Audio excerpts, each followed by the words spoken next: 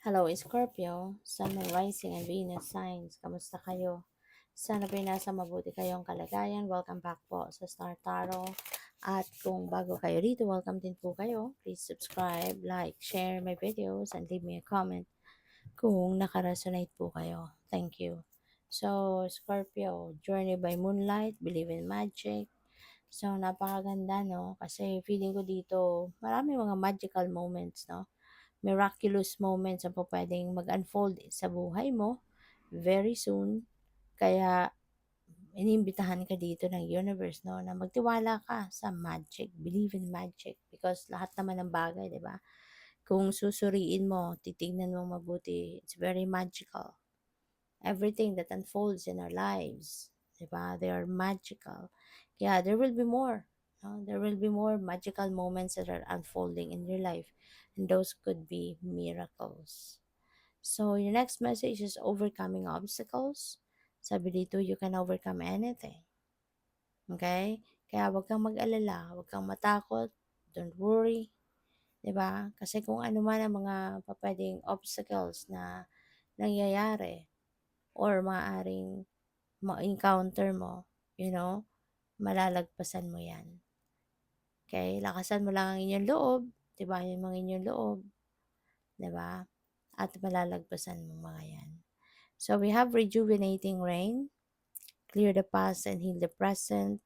This is really beautiful as well kasi parang ngayon you're going to declutter your life. You're going to declutter yourself. Kung ano man ang mga negative energy surrounding you, you're about to release them out of your life. Tatanggalin mo mga yan. You know, tatanggalin mo na nga yan, lilinisin mo buhay mo, so which is really good kasi you are ready for change. You're ready for change, you're ready for transformation. So which is really good. So by the way, maraming salamat for subscribing. And if you haven't subscribed yet, subscribe na kayo. And also maraming salamat din for not skipping the ads. Malaking bagay po yan sa akin. And also please click the join button sa baba ng video kung gusto po ninyo na mag-join kayo sa membership. Okay? So what else? We have forgiveness. Wow. So this is really good, no? Scorpio. Maaaring pinipili mo na yung pagmamahal, pag-ibig, kaya maaaring willing ka ng magpatawad sa mga taong nakapanakit ng inyong damdamin. Mga taong nakapagdulot ng hindi magandang pakiramdam sa'yo, you are ready to forgive them. Your heart is expanding and you are choosing to forgive. You're choosing love. Maaari din, mayroon ako naririnig na nagsusumamo. So, maaari din na nagsusumamo ang iba sa inyo rito sa universe, sa Panginoon, no? And maybe you're asking for His forgiveness as well. Maybe you have done something. Maaaring may nagawa kang hindi maganda. Maaaring meron kang nagawang labag sa ah, kanyang kagustuhan. Maaaring meron kang nagawa, nasabi, na nakapanakit ng damdamin ng iba. Maaaring ganon. Kaya, humihingi ka ng kapatawaran.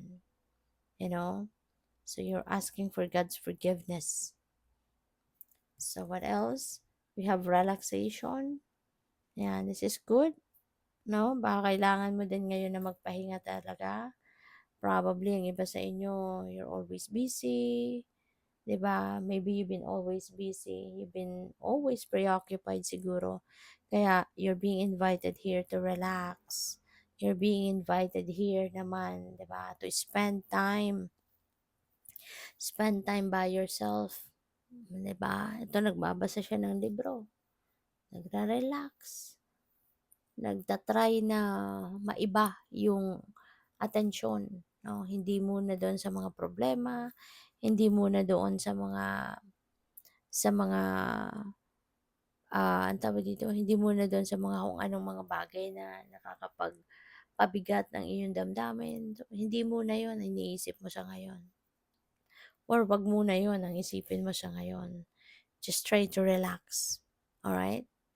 So, baka kasi, alam mo yun, sobrang sobra din kayong siguro napagod na burnout na, exhausted na. Kaya it's also about time na para mag-ano ka naman, mag-chill. Okay? Go for relaxation kasi kailangan natin yan. 'Di ba? Tao lang tayo, may kapaguran tayo.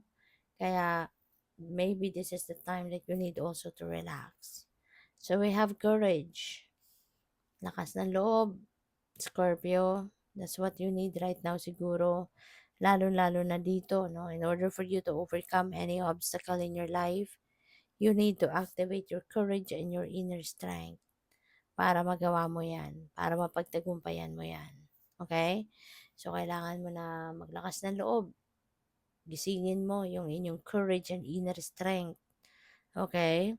Para na makuha mong malagpasan kung ano man ang mga pinagdadaanan mong hindi masyadong paborable para sa iyo sa ngayon. So we have stillness. Ayan. Stillness, relaxation, rejuvenating rain, napakalakas ng energy. Scorpio na nandito asking for you to rest, asking for you to unwind, asking for you to do some kind of reflection, introspection, contemplation, mga ganon. At asking for you to asking for you to relax. Alright? Kasi maaari na ang iba sa inyo rito is talagang it's either burnout na, maybe ang isip mo all over the place, maaaring ang daming mong burden. Pwedeng ganun. No? Kaya papaano mo mamamanage ito na maayos? Diba? You really need to tune in, no, sa sarili mo. Pakinggan mo yung sarili mo, examinin mo, i-dissect mo kung ano nararamdaman mo, i-dissect mo kung ano yung totoong laman ng isip at damdamin mo. Evaluate what is happening in your life. But hindi mo magagawa yun kung lagi kang busy. Kung lagi kang may ginagawa, lagi kang may iniisip na problema, or lagi kang may iniisip na diskarte sa buhay, wala, hindi mo maririnig ang gabay sa iyo ng universe. Hindi mo maririnig kung anong binubulong sa iyo ng soul mo. Diba? Kaya kailangan mo ng stillness. Kailangan mo ng time, diba, for yourself. No? Wala mo ng cellphone, wala mo ng kausap, diba? So that you can hear your soul to speak. You can hear what your intuition is telling you. Kasi kailangan mo yun eh. Para magkaroon ka muli ng direksyon. Para ma-figure out mo kung ano na ang dapat mong gawin. What is best for you. Diba? So, good luck sa'yo. Thank you for watching. Love and light. Namaste.